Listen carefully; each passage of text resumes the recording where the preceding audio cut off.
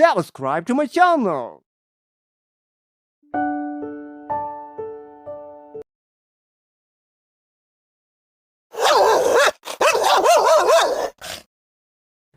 बिस्मिल्लाहिर्रहमानिर्रहीम। कुत्ते, ये मेरा एक और दूसरा फेवरेट कह लें। जिस तरह फितरत साहब का हाल होता था कुत्तों को देख के, मेरा भी वैसा ही होता है, इसलिए ये मेरा फेवरेट मज़मून है। इल्मुल हैवानात के प्रोफेसरों से पूछा, स्लोत्रियों से दरियाफ़्त किया, खुद सर कपाते रहे, लेकिन कभी समझ में न आया कि आखिर कुत्तों का फ़ायदा क्या है। गाय को लीजिए दूध देती है, बकरी को लीजिए दूध देती है, और मेंगनियाँ भी। ये कुत्ते क्या करते हैं? कहने लगे कि कुत्ता वफ़ादार जानवर है। अब जनाब, वफ़ादारी अगर इसी का नाम है कि शाम के 7 बजे से जो भौंकना शुरू किया तो लगातार बग़ैर दम लिए सुबह के 6 बजे तक भौंकते चले गए, तो हम लंडोरे ही भले। कल ही की बात है कि रात के 11 बजे कुत्ते की तबीयत जो ज़रा गदगदाई तो उन्होंने बाहर सड़क पर आकर तिबराह का एक मिसरा दे दिया। एक आध मिनट के बाद सामने के बंगले में से एक कुत्ते ने मतला अर्ज़ कर दिया। अब जनाब, एक कोहना मश्क उस्ताद को जो गुस्सा आया, एक हलवाई के चूल्हे में से बाहर लपके और भुना के पूरी गज़ल मुक्ता तक कह गए। इस पर शुमाल मशरिक़ की तरफ से एक कदर शनास कुत्ते ने ज़ोरों की दाद दी। अब तो हज़रत वो मुशायरा गर्म हुआ कि कुछ ना पूछिए। कमबख्त बाज तो 2 गज़लें सह गज़लें लिख लाए थे, कई एक ने फिलबदी कसीदे के कसीदे पढ़ डाले। वो हंगामा गर्म हुआ कि ठंडा होने में ना आता था।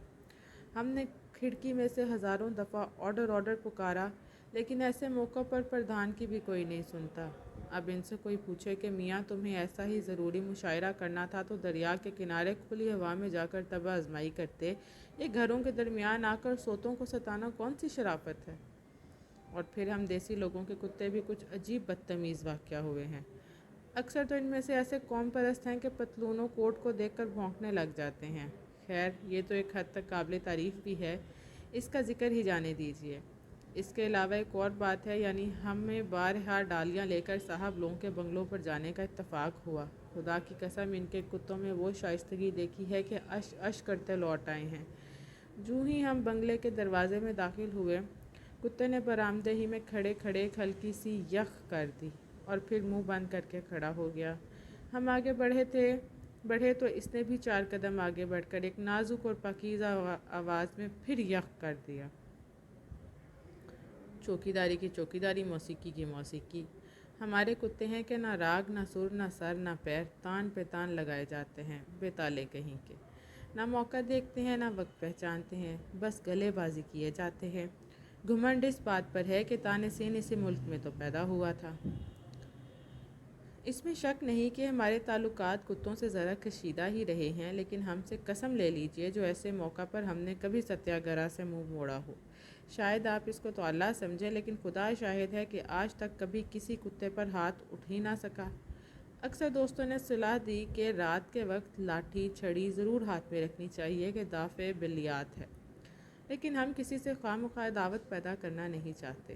हालांकि कुत्ते के भौंकते ही हमारी तबी शराफत हम पर इस दर्जे गलबा पा जाती है कि आप हमें अगर इस वक्त देखें तो यकीनन यही समझेंगे कि हम बुज़दिल हैं। शायद आप इस वक्त ये भी अंदाज़ा लगा लें कि हमारा गला खुश्क हुआ जाता है। ये अलबत्ता ठीक है। ऐसे मौका पर कभी मैं गाने की कोशिश करूँ तो खरज के सुरों के सिवा और कुछ नहीं निकलता। अगर आपने भी हम जैसी तबीयत पाई हो तो आप देखेंगे कि ऐसे मौका पर आयतल कुर्सी आपके जहन से उतर जाएगी। इसकी जगह आप शायद दुआए कनूत पढ़ने लग जाएं। बाज़ औक़ात ऐसा इत्तफ़ाक़ भी हुआ है कि रात के 2 बजे छड़ी घुमाते थिएटर से वापस आ रहे हैं और नाटक के किसी न किसी गीत की तर्ज जहन में बिठाने की कोशिश कर रहे हैं। चूँकि गीत के अल्फाज याद नहीं और नौमश्की का आलम भी है, इसलिए सीटी पर इक्तफ़ा की है कि बेसुरे भी हो गए तो कोई यही समझेगा कि अंग्रेज़ी मौसीकी है। इतने में एक मोड़ पर से जो मुड़े तो सामने एक बकरी बंधी थी। ज़रा तसव्वुर मुलाहिज़ा हो, आंखों ने इसे भी कुत्ता देखा। एक तो कुत्ता और फिर बकरी की जिसामत का, गोया बहुत ही कुत्ता। बस हाथ पांव फूल गए। छड़ी की गर्दिश धीमी होते होते एक नहायत ही नामाकूल ज़ाविये पर हवा में कहीं ठहर गई। सीटी की मौसीकी भी थरथरा कर खामोश हो गई, लेकिन क्या मजाल जो हमारी थूथनी की मखरूती शक्ल में ज़रा भी फ़र्क आया। गोया एक बेआवाज़ लय अभी तक निकल रही थी। तिब का मसला है कि ऐसे मौक़ों पर अगर सर्दी के मौसम में भी पसीना आ जाए तो कोई मज़ायका नहीं, बाद में फिर सूख जाता है। چونکہ ہم طبعاً ذرا محتاط ہیں، اس لیے آج تک کتے کے کاٹنے کا کبھی اتفاق نہیں ہوا، یعنی کسی کتے نے آج تک ہم کو کبھی نہیں کاٹا۔ اگر ایسا سانحہ کبھی پیش آیا ہوتا تو اس سرگزشت کے بجائے آج ہمارا مرثیہ چھپ رہا ہوتا، تاریخی مصرع دعائیہ ہوتا کہ اس کتے کی مٹی سے بھی کتا گھاس پیدا ہو۔ لیکن کہوں کس سے میں کہ کیا ہے سگے راہ بری بلا ہے، مجھے کیا برا تھا مرنا اگر ایک بار ہوتا۔ جب تک اس دنیا میں کتے موجود ہیں اور بھونکنے پر مصر ہیں، سمجھ لیجئے کہ ہم قبر میں پاؤں لٹکائے بیٹھے ہیں۔ اور پھر ان کتوں کے بھونکنے کے اصول بھی تو کچھ نرالے ہیں، یعنی ایک تو متعدی مرض ہے اور پھر بچوں بوڑھوں سبھی کو لاحق ہے۔ اگر کوئی بھاری بھرکم اسفندیار کتا کبھی کبھی اپنے رعب اور دبدبے کو قائم رکھنے کے لیے بھونک لے تو ہم بھی چاروں ناچار کہہ دیں گے کہ بھئی بھونک، اگرچہ ایسے وقت میں اس کو زنجیر سے بندھا ہوا ہونا چاہیے۔ لیکن یہ کمبخت 2 روزہ سہ روزہ 2 3 تولے کے پلے بھی تو بھونکنے سے باز نہیں آتے۔ باریک آواز ذرا سا پھیپھڑا، اس پر بھی اتنا زور لگا کر بھونکتے ہیں کہ آواز کی لرزش تم تک پہنچتی ہے، اور پھر بھونکتے ہیں چلتی موٹر کے سامنے آ کر، گویا اسے روک ہی لیں گے۔ اب اگر یہ خاکسار موٹر چلا رہا ہو تو قطعاً ہاتھ کام کرنے سے انکار کر دیں، لیکن ہر کوئی یوں ان کی جان بخشی تھوڑی ہی کر دے گا۔ کتوں کے بھونکنے پر مجھے سب سے بڑا اعتراض یہ ہے کہ ان کی آواز سوچنے کے تمام قوا کو معطل کر دیتی ہے، خصوصاً جب کسی دکان کے تختے کے نیچے سے ان کا ایک پورا خفیہ جلسہ باہر سڑک پر آ کر تبلیغ کا کام شروع کر دے تو آپ ہی کہیے ہوش ٹھکانے رہ سکتے ہیں؟ ہر ایک کی طرف باری باری متوجہ ہونا پڑتا ہے، کچھ ان کا شور، کچھ ہماری صدائے احتجاج زیر لب، بے ڈھنگی حرکات ان کی سکنات ہماری۔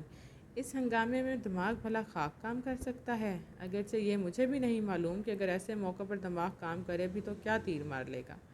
بہرصورت کتوں کی یہ پرلے درجے کی ناانصافی میرے نزدیک ہمیشہ قابل نفرین رہی ہے۔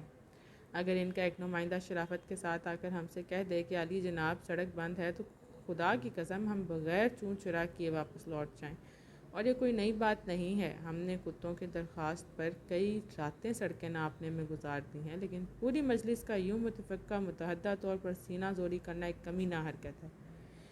قارئین کرام کی خدمت میں عرض ہے کہ اگر ان کا کوئی عزیز و محترم کتا کمرے میں موجود ہے تو یہ مضمون بلند آواز سے نہ پڑھا جائے، مجھے کسی کی دل شکنی مطلوب نہیں۔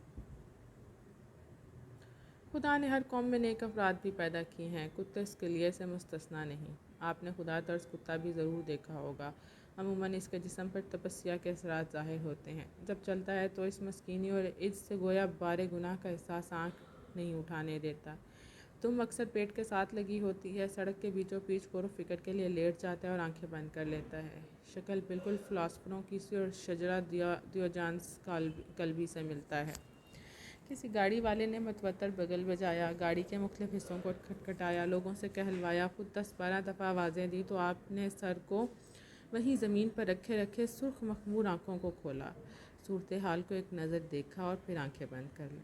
کسی نے ایک چابک لگایا تو آپ نے نہایت اطمینان کے ساتھ وہاں سے اٹھ کر ایک گز پر جا لیٹے اور خیالات کے سلسلہ کو جہاں سے وہ ٹوٹ گیا تھا وہیں سے پھر شروع کر دیا۔ کسی بائسیکل والے نے گھنٹی بجائی تو لیٹے لیٹے ہی سمجھ گئے کہ بائسیکل ہے۔ ایسی چھچوری چیزوں کے لیے وہ رستہ چھوڑ دینا فقیری کی شان کے خلاف سمجھتے ہیں۔ رات کے وقت یہی کتا اپنی خشک پتلی سی دم کو تا بحد امکان سڑک پر پھیلا کر رکھتا ہے۔ اس سے محض خدا کے برگزیدہ بندوں کی آزمائش مقصود ہوتی ہے۔ جہاں اپنی غلطی سے اس پر پاؤں رکھ دیا، انہوں نے غیظ و غضب کے لہجے میں آپ سے پرسش شروع کر دی۔ بچہ فقیروں کو چھیڑتا ہے، نظر نہیں آتا ہم سادھو لوگ یہاں بیٹھے ہیں؟ بس اس فقیر کی بددعا سے اسی وقت ریشہ شروع ہو جاتا ہے۔ بعد میں کئی راتوں تک یہی خواب نظر آتے رہتے ہیں کہ بے شمار کتے ٹانگوں سے لپٹے ہوئے ہیں اور جانے نہیں دیتے۔ آنکھ کھلتی ہے تو پاؤں چارپائی کے دیوان میں پھنسے ہوتے ہیں۔ اگر خدا مجھے کچھ عرصے کے لیے اعلیٰ قسم کے بھونکنے اور کاٹنے کی طاقت عطا فرمائے تو جنون انتقام میرے پاس کافی مقدار میں ہے۔ رفتہ رفتہ سب کتے علاج کے لیے کسولی پہنچ جائیں۔ ایک شعر ہے: عرفی تو مندیش کو غائے رقیباں، آوازے سگاں کم نہ کن رزق گدارا۔ یہی وہ خلاف فطرت شاعری ہے جو ایشیا کے لیے باعث ننگ ہے۔ انگریزی میں ایک مثال ہے کہ بھونکتے ہوئے کتے کاٹا نہیں کرتے۔ یہ بجا صحیح، لیکن کون جانتا ہے کہ ایک بھونکتا ہوا کتا کب بھونکنا بند کر دے اور کاٹنا شروع کر دے۔ شکریہ۔